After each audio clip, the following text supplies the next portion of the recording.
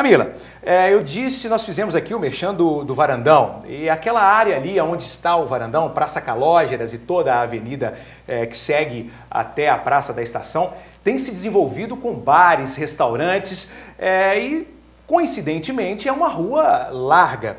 Aliás, eu quero falar aqui, logo que Ziraldo esteve aqui, numa sexta-feira, saindo, quando ele chegou naquela região, ele falou, isso aqui é o Baixo Cará. Eu adorei a expressão. Então, realmente, ali é o Baixo Cará. É uma região mais baixa de Caratinga, onde estão localizados os bares. Além daquela região, tem a Avenida Dário Grossi, onde você chamava a atenção para a construção de diversos galpões. Estas construções e essa localização comercial precisa também estar planejada no plano diretor, não é isso? E não é o que está acontecendo. Sim, infelizmente, né? Hoje a gente não consegue prever por ausência de um zoneamento, que é o que a gente vai trabalhar, né, nessa revisão decenal. Mas você imagina aqui, uma área de bares e restaurantes, se pretender, por exemplo, um empresário montar uma serralheria ao lado, não há lei que o proíba hoje. Correto, no município. Correto. Né? Prever e planejar que tipo de comércio e que tipo de atividade você pretende para a Avenida Dário Grossi, que ainda não está tão ocupada, ou para aquela avenida universitária que não está tão ocupada ainda, mas que é a avenida de entrada da cidade atualmente. Correto. Então, que tipo de atividades? Nós vamos colocar ali oficinas e ferro-velhos? Nada contra. Né? Mas é esse o aspecto que nós queremos para a entrada da cidade? Para a entrada da cidade? Exatamente. Então, isso vai precisar ser discutido. E foi o que você falou, né? Realmente tem um caráter muito político a questão do plano diretor, porque precisa, assim, ter uma compreensão da população de abandonar o individual e pensar o coletivo. Correto, né? Correto. Com certeza alguém pode se sentir prejudicado, mas a gente tem que pensar que no todo todos estarão sendo beneficiados. Camila, nós temos um entrevistado na área externa aqui do nosso estúdio. Como eu disse, é sempre muito importante a participação de quem passa por aqui. E o jornalista Erisder Matias está aqui na área externa, na rua João Pinheiro. Erisder, mais uma vez, boa tarde. Você está com mais um convidado aí, é isso? Ele que é motorista, né, de ônibus. Marildo, qual que é a sua opinião com relação ao trânsito de Caratinga? O trânsito de Caratinga, eu acho que ele é meio irregular. Tem muitas coisas que era para ser feitas e não confere o que a gente faz. A gente, como é um profissional, vê muitos motoristas aqui que têm a carteira de habilitação, mas eles param na faixa, na pista dupla. Eles param no meio da rua para descer um, para pegar outro. Eles ligam o alerta, acham que o alerta vai chamar a atenção, mas é muita coisa errada. E gente que vê o sinal que não pode parar, tem uma placa escrita, proibido parar, eles vão parar debaixo dela. Então, eu acho que o policiamento devia vistoriar isso mais, que a gente que trabalha com ônibus tem local que a gente tem que sair para contramão para passar, porque um carro está parado no lugar proibido. Então, a gente vai falar com uma pessoa, uma coisa e outra, eles acham que ele está falando muito, eles fazem até gesto de mão com a gente, eles mandam a gente para aquele lugar, então eu acho muita coisa errada nessa parte. Senhor, com relação às ruas que são estreitas, isso dificulta o trabalho de quem é motorista? Dificulta muito, porque os pedestres geralmente têm que sair fora do passeio, que fala que é o passeio, a calçada. Vai para o meio da rua. Então, que a gente vem com o carro, o cara pega e sai para o meio da rua, tem um automóvel passando, ele vai tirar fora dele, vai para o lado da gente, uma bicicleta vai tudo para o lado da gente. Então, dificulta muito o trabalho da gente também nessa parte. O senhor percorre muitos bairros da cidade, o senhor vê construções irregulares e como é que o senhor acha que poderia ser melhorado essa questão? Eu acharia que botar aquelas caçamas, né? Que põe um entulho, que já está ciente, tem aquele ali, e não precisa invadir a calçada, já está na rua, então já está ciente daquela coisa ali. Igual a rua do Volante de Santa Cruz, é muita coisa errada daquela rua de Santa Cruz, eu vou lá na Rua da Piedade, é muita coisa irregular que eu acho que deve ter corrigido. Tá certo. Essa é a participação da Marildo, ele que é motorista profissional de ônibus. Ranieri, com você. Muito obrigado. E é muito interessante ouvir a opinião das pessoas que passam por aqui, porque é uma leitura clara do sentimento de quem vive em Caratinga. É uma leitura clara do sentimento de quem dirige todos os dias dentro de Caratinga e em diversos bairros.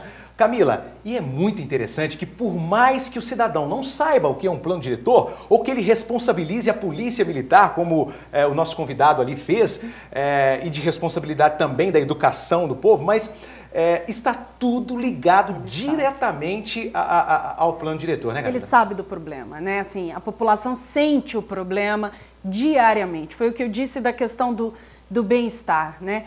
E a gente lida com isso diariamente, né? Você veja que ele comenta da questão da calçada. A gente falou da largura da via, mas ele comenta da questão da calçada também. E fala na questão do tiro-entulho, por exemplo, as caçambas de tiro-entulho. Veja que nós temos um problema que em várias partes da cidade nós não temos calçadas o suficiente que comporte uma caçamba de tiro-entulho, né? Você tem que colocar na rua, na via pública mesmo. Nós estamos agora, a prefeitura recentemente, né, está com um projeto de instalação de lixeiras por toda a cidade, né, no programa de Caratinga de Cara Limpa, e nós enfrentamos esse problema, porque algumas calçadas não comportam uma lixeira. Muito bem, nós estamos com mais um convidado aqui na área externa do nosso estúdio, que vive uma situação, que viveu uma situação de acidente na calçada. Então, para poder ilustrar o que nós estamos falando aqui, mais uma vez eu vou chamar o repórter Erisder Matias. Erisder.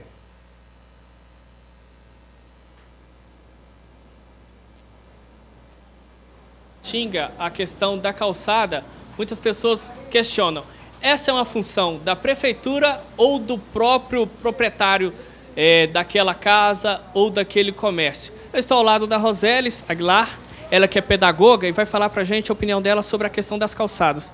Você já viu alguma pessoa enfrentando dificuldades, caiu por causa de uma calçada danificada?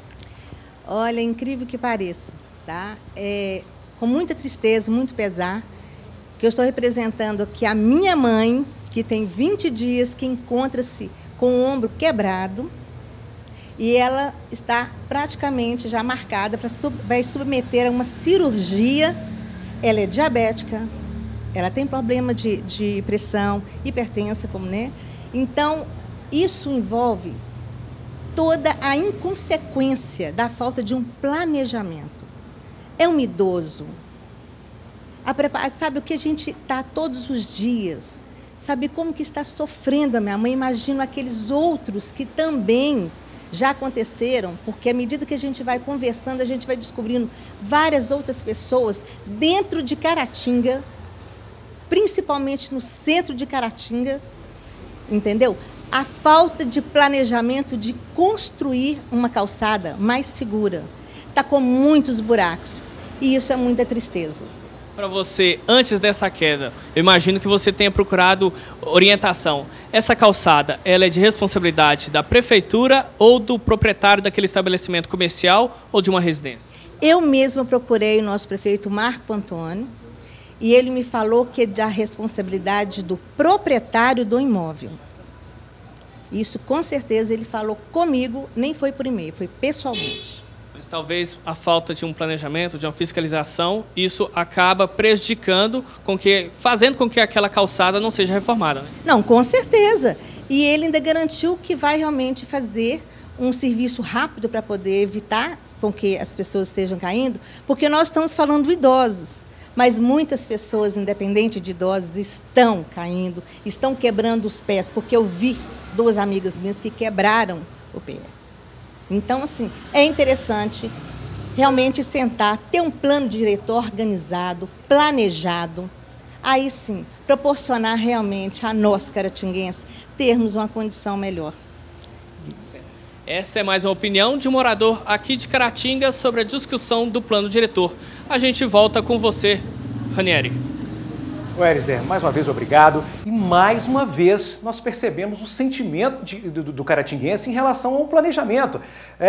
A calçada é de responsabilidade, obviamente, do dono da obra, do dono da residência, mas ele precisa seguir ali um plano diretor, seguir orientações para a construção dessa calçada, para que ela não fique de forma irregular, que ela não fique mais baixo do que a calçada do vizinho, provocando ali o degrau, para que ela tenha um parâmetro para oferecer a segurança necessária de quem passa por ali. Como que fica a situação das calçadas neste plano diretor, Camila? Com tão pouco espaço, né? Ainda nós precisamos de espaço para as calçadas. Exato. A gente brinca que em alguns lugares a gente não consegue nem prever uma arborização, porque você tem que prever uma vegetação aérea, porque você não pode plantar uma árvore porque não cabe na calçada. Mas, de fato, né, a lei diz isso mesmo, a responsabilidade da calçada é do proprietário. Mas hoje o município consegue ter o condão de impelir aquele que está executando a reforma, mas aquelas, né, que já estão defasadas, já estão com buraco, a fiscalização, embora notifique, a gente tem uma certa dificuldade em impeli-lo a executar a reforma. Justamente por causa da legislação, não é isso? Não, aí não é nem justamente por causa da legislação, aí é mais uma questão de consciência, na verdade, do proprietário da calçada. Por quê? Porque hoje a lei já diz que ele tem que manter a calçada em condições de trafegabilidade. Isso é o mínimo, né? O que a revisão decenal vai fazer vai trazer outros conceitos, como você prever um piso permeável, ou como você prevê... Especificar melhor as condições de construção, é isso que você está dizendo? Isso, vai especificar de forma a garantir, né, acessibilidade aos portadores de necessidades especiais e tal. Isso a revisão vai prever, o que modernizou em termos de calçada. Mas garantir a trafegabilidade, isso a lei já prevê. Então, quando a fiscalização notifica um proprietário e o proprietário não cumpre, a fiscalização aplica a multa. Se o proprietário não paga a multa e ele também não tem interesse em pagar, ele vai ficar negativado na dívida ativa por algum tempo, mas não vai executar o serviço. Então... Ok. Camila, nós tratamos de alguns pontos e concentramos no caso da calçada, porque aqui nós nos pautamos também por quem passa aqui pela rua. E se o assunto é pertinente a quem passa por aqui, nós trazemos a discussão aqui para o estúdio. Mas eu queria chamar a atenção da Camila e pedir a atenção dela em relação às construções no centro da cidade. Já existe uma preocupação em relação às construções ali na Praça Cesário Alvim para manter intacto o patrimônio histórico. É isso mesmo? Como que está a questão da legislação para o centro da cidade? Sim. O plano diretor, quando foi revisto em 2006, ele até previu um parâmetro mínimo de andares que poderia ser edificado no entorno da Praça Cesário Alvim, mas esse artigo foi suprimido à época da aprovação, tá? Então, alguns edifícios foram aprovados no entorno. Independente de você ter hoje um artigo que defina qual que é o limite de gabarito do entorno da Pedra Itaúna, você tem o dossiê de tombamento do bem e você tem o plano diretor que dizia que aquele bem histórico-cultural ali deve ser preservado, inclusive no seu entorno, quanto à visibilidade. Então, Conselho de Defesa do Meio Ambiente e Conselho Patrimônio Histórico se uniram no sentido de entender que a construção no entorno, desde que não atrapalhe a visibilidade da praça do jardim, que é um bem tombado, seria permitido. Né? Isso independente de altura. Conceitual, realmente. Conceitual, né? e independente de até localização desse prédio. O prédio pode estar localizado ali na Rua do Correio. Mas se ele atrapalhar... Mas se em algum de visibilidade, se ele atrapalhar, né, a visibilidade daquele bem tombado, ele corre o risco de ser indeferido. Então é importante até, Ranieri, dizer isso, que é importante consultar antes de elaborar o projeto para que depois não tenha prejuízos, né? Correto. Nós falamos muito sobre o plano diretor, mas estamos aqui curiosos para saber em que ponto, qual o avanço que esta comissão que você está à frente já obteve desde que você começou a trabalhar. Na verdade, o que eu gostaria de fazer é pontuar realmente as pessoas que nos acompanham em casa em relação aos trabalhos que vocês executam. Como está? Bom, a gente tem trabalhado muito internamente, né? E os nossos avanços, eles são principalmente para que nós mesmos compreendamos a importância desse plano diretor, né? Então, toda a comissão precisa compreender. Então, é muito estudo. São horas de dedicação nesse assunto. E quais as diretrizes que já foram determinadas a partir do trabalho de vocês? Não, a gente não define nenhuma diretriz ainda. Esse trabalho é no momento de consulta popular. No momento em que houver a divulgação do plano diretor e que houver consulta à sociedade civil, é que será traçadas as diretrizes que a sociedade entende para a cidade. Ok. Nós vamos voltar, eu preocupado em falar sobre essa comissão, mas nós vamos voltar ao assunto plano diretor, porque tem uma questão específica que a realidade, e isso está um pouco em exemplo do que falou o nosso convidado aqui na área externa do estúdio, que existem diferenças geográficas e de ocupação de um bairro para outro bairro, não é isso? Como que é analisado estas questões hoje pela comissão? Vão ser ouvidas pessoas em bairros diferentes? Como que vai caminhar? Sim, nós já temos, porque o plano diretor, ele, como eu disse, ele agrega todos os setores do município, né? Além do que a gente mais entende como mobilidade urbana, meio ambiente, ele agrega questões de saúde, educação, como eu disse, transporte. O município hoje, ele já tem elaborado, veja aí, o plano municipal de saúde está sendo elaborado, o plano de mobilidade urbana está sendo elaborado. E o plano municipal de saneamento básico também está em fase de elaboração. O plano municipal de saneamento básico, em especial, dividiu a cidade em 12 setores, na sede, e 10 que são os distritos. Então, hoje, a princípio, o plano diretor vai trabalhar com essa setorização.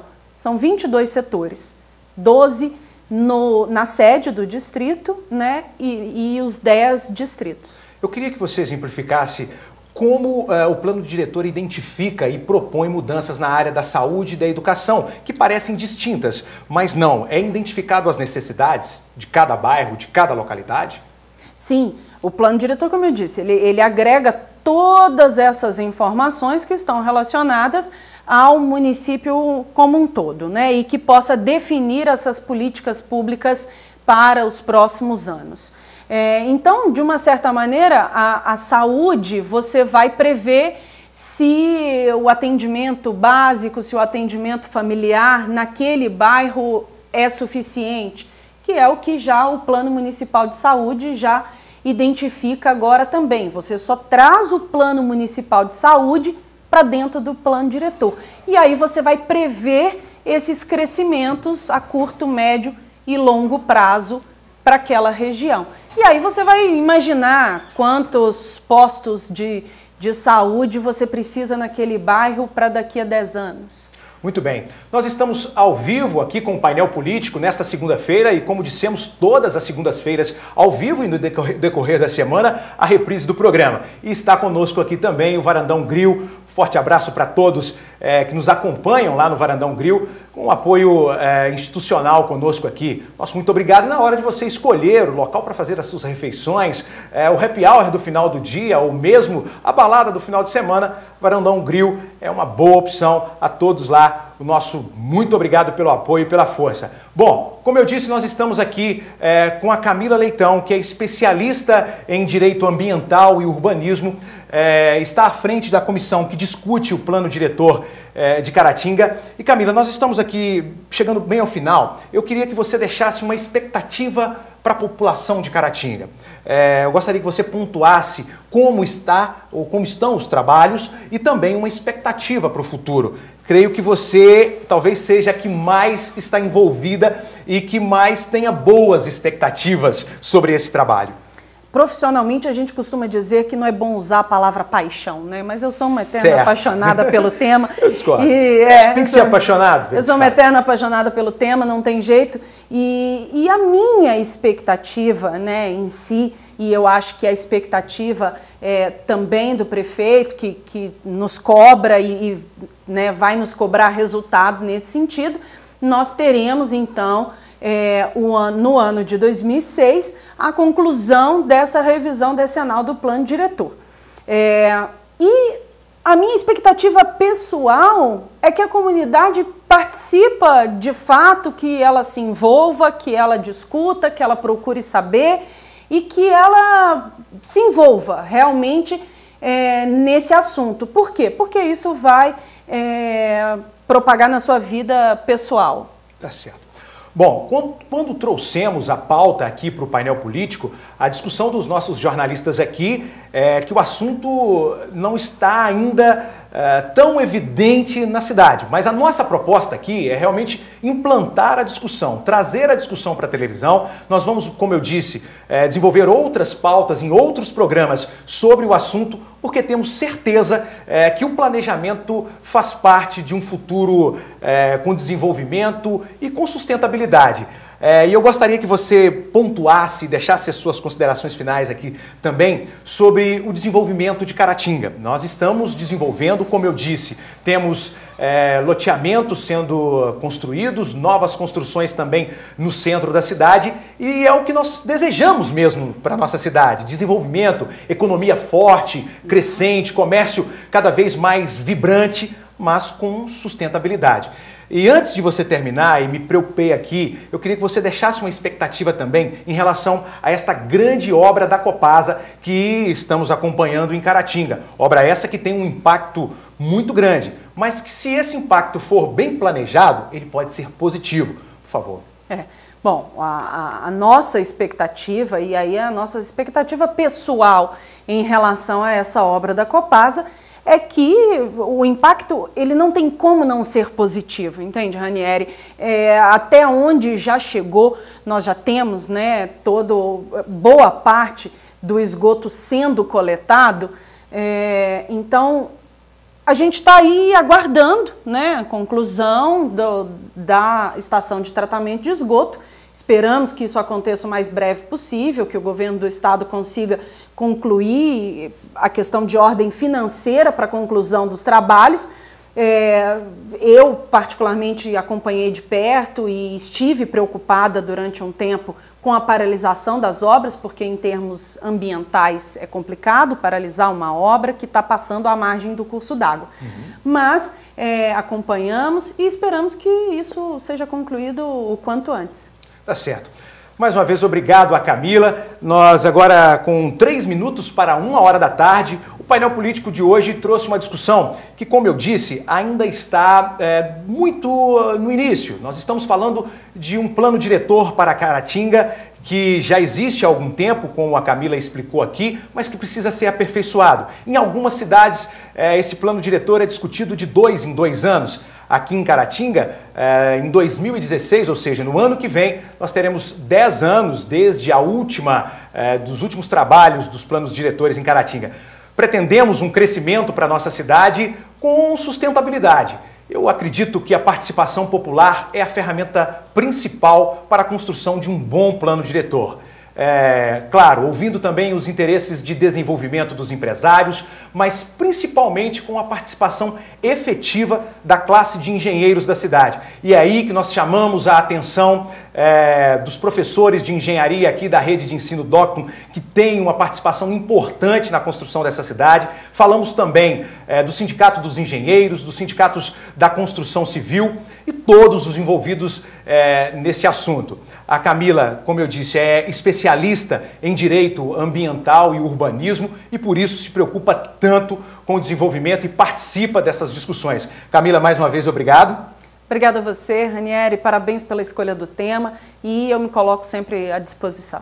Vamos voltar a falar do assunto. O painel político termina por aqui, agora faltando 1 minuto para as 13 horas. Uma boa tarde para você que acompanha a programação da Docton TV e até a próxima oportunidade. Até lá!